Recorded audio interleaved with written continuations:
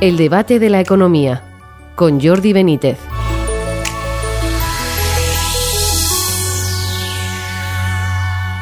Bienvenidos al debate de la economía. El paro ha bajado en 193.400 personas en 2023 y el empleo ha crecido en 783.000 puestos de trabajo, según acabamos de saber a través de la encuesta de población activa.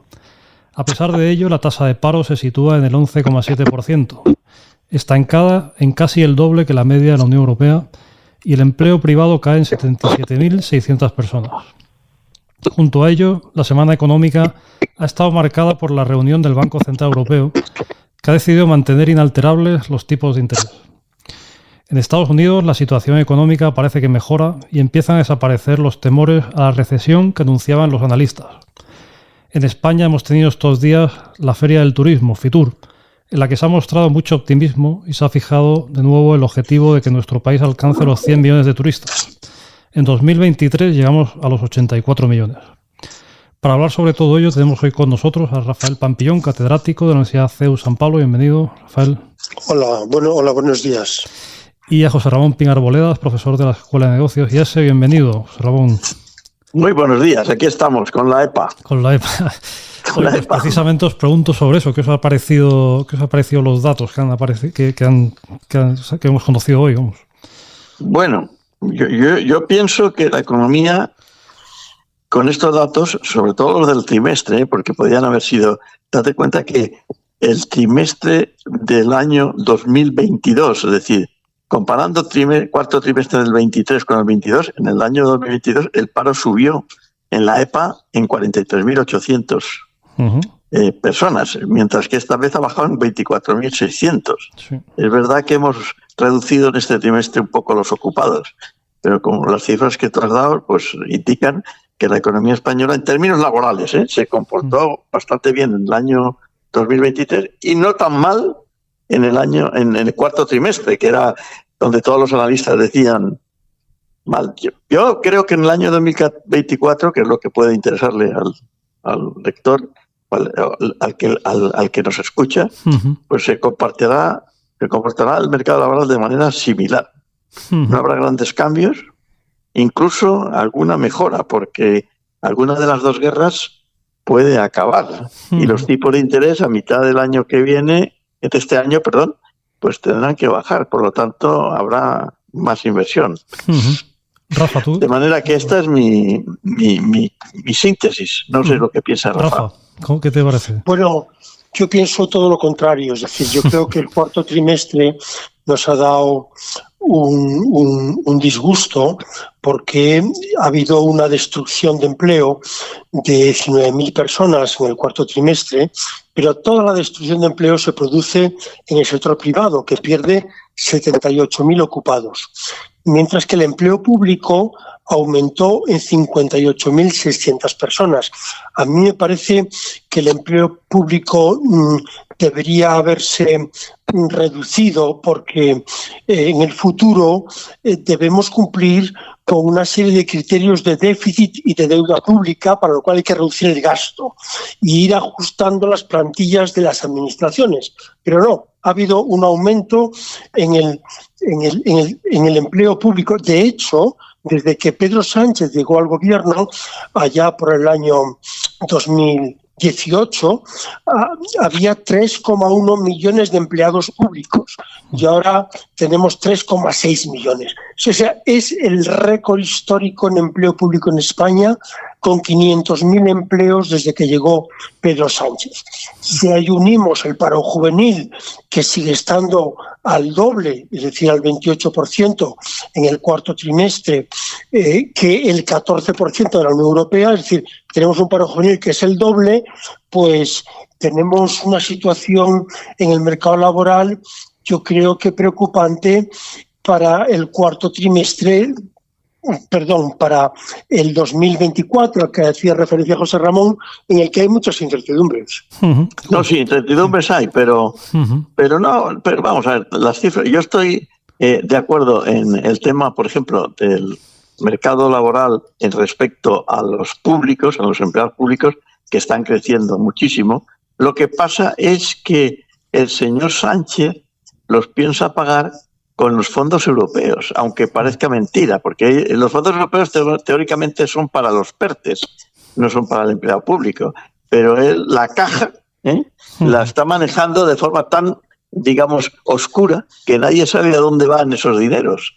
Y yo creo que en parte están para reducir el déficit público, no para animar al sector privado. Por eso el sector privado no está creciendo tanto como debería de crecer.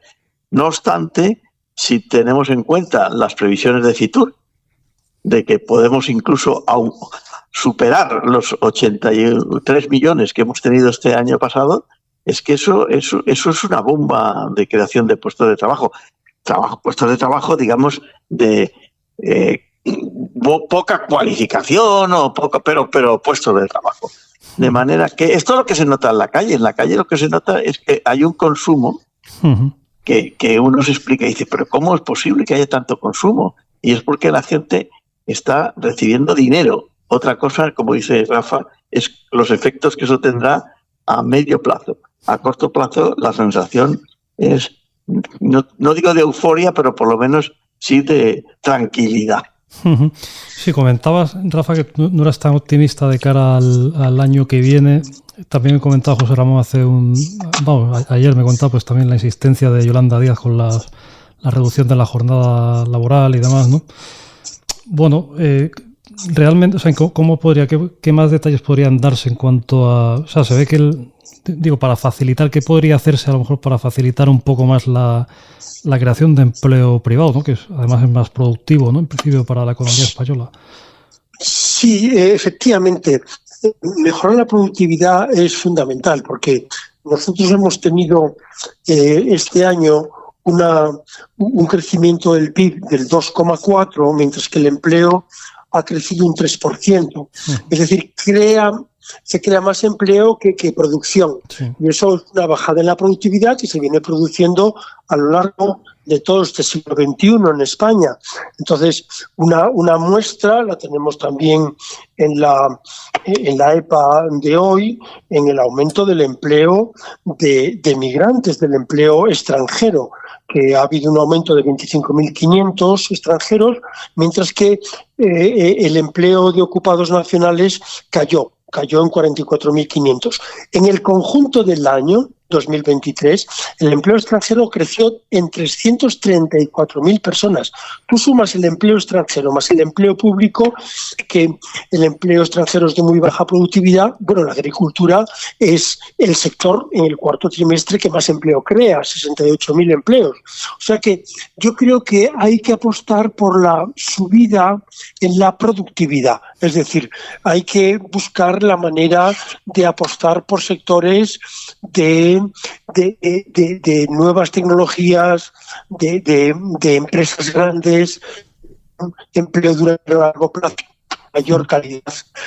Yo creo que el año 24, pues con la subida del salario mínimo, las cotizaciones sociales que también han subido, los impuestos a las empresas, el castigo al tejido empresarial, pues en torno a esa bajada en la que comentabas de la jornada laboral, ¿no? Y ahora también controlar a los directivos, poner a los empleados en los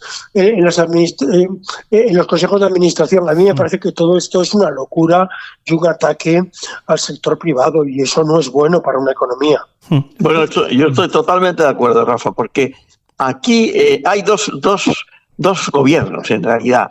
Está el gobierno del PSOE, que podríamos decir es un gobierno, bueno, socialdemócrata, pero tienes una parte del gobierno que es la que encabeza la señora Díaz, Yolanda Díaz, que está en esa dinámica que tú dices.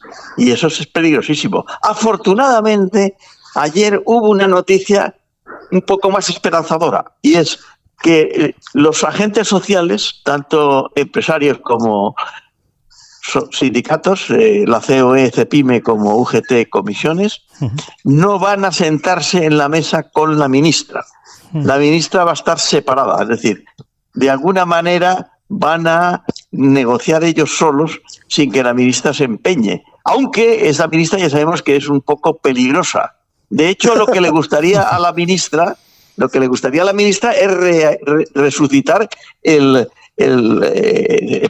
sindicato vertical franquista, en el cual al final la parte social y la parte económica, si mal no recordamos, al final lo que hacían era decirle al gobierno lo que usted diga, por aquello de la paz social, que en realidad era la paz de los cementerios, porque como nadie podía decir nada, pues ya estaba. De manera que yo creo que esto es una buena noticia, que se haya separado un poco el ministerio.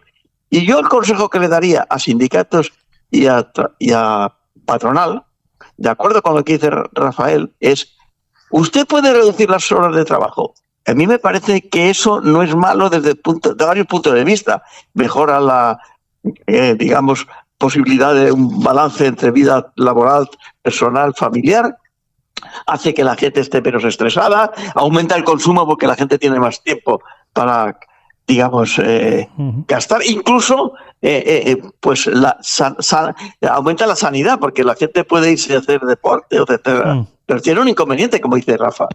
Si no aumenta la productividad, estamos aumentando los costes. Si aumentan los costes, aumenta la inflación y al final la pagamos todos otra vez. Es decir, un salario que reduce las horas de trabajo con el mismo salario, al final puede ser que el salario tenga menos capacidad adquisitiva que la que tenía antes de ser reducido en las horas. Por lo tanto, ¿a dónde hay que pasar esta negociación? No a un tema general, sino devolverlo a las, digamos, negociaciones sindicales de convenios a nivel de sector y de empresa, que ahí es donde se sabe si puede reducir unas horas de trabajo a cambio, por ejemplo, pues de aumentar la estacionalidad del trabajo. Por ejemplo, pues oiga, mire, yo le reduzco a 3,7, pero entonces usted déjeme que yo le ponga más horas en los momentos en que necesito más trabajadores y no haga horas extras y le quite horas en los momentos que necesito menos trabajadores. Aumento la productividad por la organización. De manera que lo que tendría que hacer es, tanto sindicatos como la patronal, es devolver eso a los convenios sectoriales y de empresa. Y, si acaso, el gobierno lo que podía hacer era incentivarlo, por ejemplo, diciendo, bueno, pues los que entren, los que ya lo tengan en esto, les reduzco un poco los costes salariales, como decía Rafa, o le doy algún incentivo fiscal, porque sí, porque si no, lo que es verdad es que al final lo pagamos todos. Sí. Oye, otro dato que salía con la EPA es que siguen aumentando el número de hogares con todos los miembros de la familia en paro, ¿no? Y luego, por otra parte, últimamente pues también se está hablando bastante del crecimiento de la economía sumergida, ¿no? Esto me imagino que tiene una relación, ¿no? ¿Y cómo veis este aumento de la economía sumergida? ¿Pensáis que efectivamente se está produciendo? Rafa. Bueno, necesariamente se está produciendo. Vamos, de hecho, hay informes americanos que han estudiado la economía sumergida en Europa y muestran que España ha subido 4 puntos, que ha subido del 20 al 24% del producto del empleo, ¿no? De la economía. O sea, tenemos un 24% de economía sumergida. Somos el tercer país con más economía sumergida después de Grecia y de Italia. ¿Y por qué se sumerge la gente? Pues porque el coste de estar en la economía legal, en la economía de superficie, está aumentando. Las cotizaciones sociales, el salario mínimo, todo lo que estamos viendo que se produce por estar pagando más impuestos arriba, pues uno se sumerge y, claro, en esa economía no hay derechos sociales, en esa economía no hay futuro para los trabajadores, hay explotación, hay salarios muy por debajo del salario mínimo. Es decir, hay que poner un poquito de cabeza, porque si nos están diciendo que la economía sumergida está aumentando, es porque la economía de superficie es muy cara. Entonces, vamos a ser más amables con las empresas, vamos a bajar impuestos, vamos a bajar cotizaciones sociales, vamos a favorecer la entrada de capital extranjero, porque hay cierta inseguridad jurídica que hace que muchas empresas no quieran venir a España. O sea que a mí me parece que la situación, los indicadores muestran que hay una presión sobre el tejido empresarial que le compensa a algunas empresas. Lo hemos visto hoy en la EPA del cuarto trimestre, cómo ha aumentado muchísimo el trabajo por cuenta propia. Por cuenta propia, y cómo ha aumentado también el de baja productividad, porque cuando le hacen la pregunta, el encuestador del INE va y le pregunta, ¿usted está ocupado? Si es un marroquí o es un rumano, pues dice, sí, estoy ocupado, y a lo mejor está sin papeles. O sea que ha aumentado muchísimo el empleo agrario, pero es parte de ese empleo agrario, pues desgraciadamente, pues a lo mejor no está dado de alta en la seguridad social, y eso no es bueno para el trabajador, pero a lo mejor es la única manera que tiene el empresario de campo de poder competir en unos mercados muy complicados.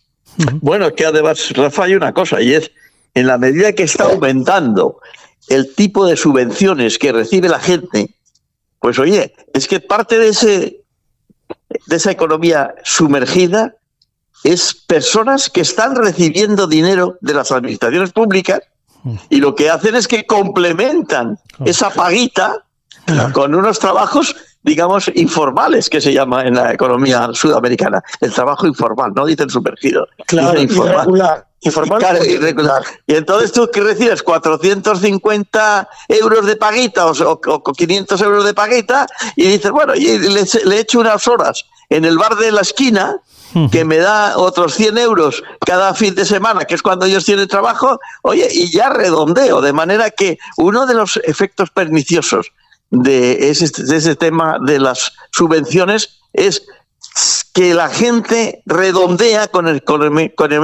viejo sumergida el resto. Y mucha gente hace otra cosa, y es que lo que hace es que tiene un salario, digamos, bajo en una empresa que le permite tener la seguridad social, sobre todo el tema de sanidad, que es lo que a la gente le preocupa a corto plazo, incluso el de la pensión a largo plazo. Pero mientras está trabajando a tiempo muy parcial en esa empresa, que le da la alta a la seguridad social, trabaja por otra parte en otro sitio en economía sumergida. Claro, esto es lo que hay.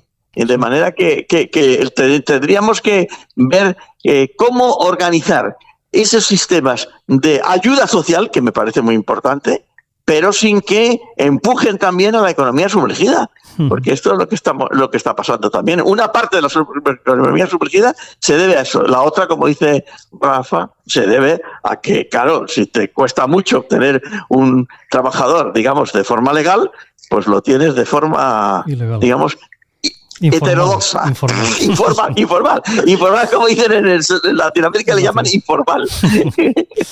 Bueno, pues tenemos que llegar ya al final del programa. Muchas gracias a Rafael Pampillón, José Ramón Pin Arboledas y a ustedes por seguirnos, y les esperamos en una próxima edición del Debate de la Economía.